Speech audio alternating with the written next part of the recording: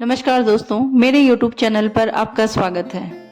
2024 में करवा का व्रत 20 अक्टूबर का है और करवा के व्रत में जब हम करवा माता की पूजा करते हैं तो हम उसकी कहानी स्वयं नहीं पढ़ते, हमें दूसरा कहानी पढ़कर सुनाता है, क्योंकि जो कहानी सुनता है सुहागिन औरत उसे हुंकार भरनी होती है। वह जितनी ध्यान से हुंकार भरती है उतना ही यह शुभ माना जाता है।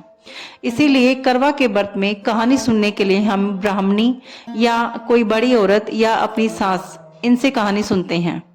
लेकिन कई बार क्या होता है कि कई औरतों को की सास उनके साथ नहीं रहती, या तो वे विदेश में रहते हैं या फिर वो होती नहीं है, और या फिर उस दिन व्रत वाले दिन सभी औरतें कहानी सुनती हैं तो ब्राह्मणी के पास भी टाइम नहीं होता है सभी के पास आने का। तो एक परेशानी ये आती है कि जो अकेली औरत यह व्रत कर रही होती है तो वह कहानी कहाँ से सुने। तो इस परेशानी को खत्म करने के लिए मैं ये वीडियो बना रही हूँ जिसमें मैं आपको करवा माता की कहानी सुनाऊंगी। आप क्या कर सकती हैं कि वीडियो सामने चला के आप हुंकार भर सकती हैं जब इस पे कहानी चलेगी। पहले हम श्री गणेश जी की कहानी सुनेंगे, उसके बाद करवा माता की कहानी सुनेंगे, क्योंकि हम गणेश जी की कहानी सुनने के साथ पूजा की शुरुआत करते हैं। आप कहानी सुनने के साथ साथ हुंकार लेंगी और साथ में जो जल का लोटा है उसमें गेहूं के दाने छोड़ती जाएंगी। एक बुढ़िया थी, वह बहुत ही गरीब और दृष्टिहीन थी। उसके एक बेटा और एक बहू थी। वह बुढ़िया सदैव गणेश जी की पूजा किया करती थी। एक दिन गणेश जी प्रकट हुए और बोले, बुढ़िया माँ, तू जो चाहे मांग ले। बुढ़िया बोली, मुझे तो मांगना नहीं आता, कैसे और क्या मांगूं। तब गणेश जी बोले, अपने बहू बेटे से पूछकर मांग लो। तब बुढ़िया ने अपने बेटे से कहा, गणेश जी कहते हैं कि तुम कुछ मांग लो, बताओ मैं क्या मांगूं। पुत्र ने कहा, माँ तुम धन मांग लो। बहू से पूछा तो बहू ने कहा, नाती मांग लो। तब बुढ़िया ने सोचा कि ये तो सब अपने अपने मतलब की बातें कर रही हैं। अतः उस बुढ़िया ने पड़ोसन से पूछा तो पड़ोसन ने कहा कि तू तो थोड़े ही दिन जिएगी, धन का और नाती का क्या करेगी। तू तो अपनी आंखों की रोशनी मांग ले, जिससे तेरी जिंदगी आराम से कट जाएगी। इस पर बुढ़िया बोली, यदि आप प्रसन्न हैं तो मुझे 9 करोड़ की माया दे, निरोगी काया दे, अमर सुहाग दे, आंखों की रोशनी दे, नाती दे, पोता दे और सब परिवार को सुख दे और अंत में मुझे मोक्ष दे। यह सुनकर गणेश जी बोले, बुढ़िया माँ, तुमने तो मुझे ठग लिया, फिर भी जो तू मांग रही है मैं वह जरूर दूंगा, तुझे जरूर मिलेगा वह सब। और यह कहकर गणेश जी चले गए। अतः बुढ़िया माँ ने जो कुछ मांगा है वह सब कुछ मिल गया। गणेश जी महाराज, जैसे तुमने उस बुढ़िया माँ को सब कुछ दिया है वैसे ही सबको दे। अब करवा माता की कहानी सुनते हैं। माँ करवा सभी बहनों और माताओं का सुहाग अमर रखे। एक साहूकार के 7 लड़के और एक लड़की थी। एक बार कार्तिक मास की कृष्ण पक्ष की चतुर्थी तिथि को सेठानी सहित उसकी 7 बहुएं और उसकी बेटी ने भी करवा का व्रत रखा।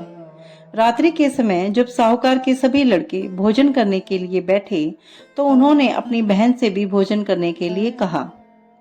इस पर बहन ने कहा, भाई अभी चांद नहीं निकला है, चांद के निकलने पर ही उसे अर्घ देकर ही मैं आज का भोजन करूंगी। साहूकार के बेटे अपनी बहन से बहुत प्यार करते थे। उन्होंने अपनी बहन का भूख से व्याकुल चेहरा देखा और वह बहुत दुखी हुए। साहूकार के बेटे नगर के बाहर चले गए और वहां एक पेड़ पर चढ़कर अग्नि जला दी। घर वापस आकर उन्होंने अपनी बहन से कहा कि देखो बहन, चांद निकल आया है, अब तुम अर्घ्य देकर भोजन ग्रहण कर सकती हो। साहूकार की बेटी ने अपनी भाभियों से कहा, देखो चांद निकल आया है, तुम लोग भी अर्घ्य दे दो और भोजन कर लो। ननंद की बात सुनकर भाभियों ने कहा, बहन अभी चांद नहीं निकला है, तुम्हारे भाई धोखे से अग्नि जलाकर उसके प्रकाश को चांद के रूप में तुम्हें दिखा रहे हैं। साहूकार की बेटी अपनी भाभियों की बात को अनसुनी कर देती है और भाइयों द्वारा दिखाए गए प्रकाश को चांद समझकर अर्घ देकर भोजन कर लेती है। इस प्रकार उसके करवा चौथ का व्रत भंग हो जाता है। भगवान श्री गणेश साहूकार की लड़की पर अप्रसन्न हो गई।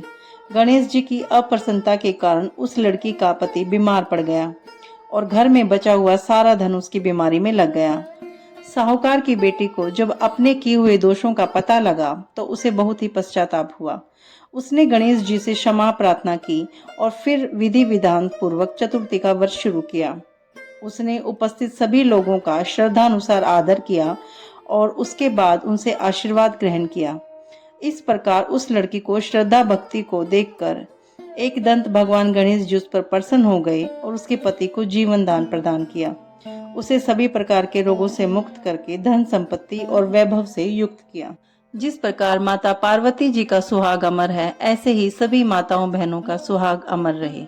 वीडियो के आखिरी में मैं करवा मैया जी की आरती स्क्रीन पर लगा दूंगी, जिसे आप स्वयं पढ़ सकती हैं और उसे पढ़ने के बाद आप जो लोटा जल का था वह सूर्य देवता को उससे जल दें और अपनी पूजा को पूरी करें। धन्यवाद।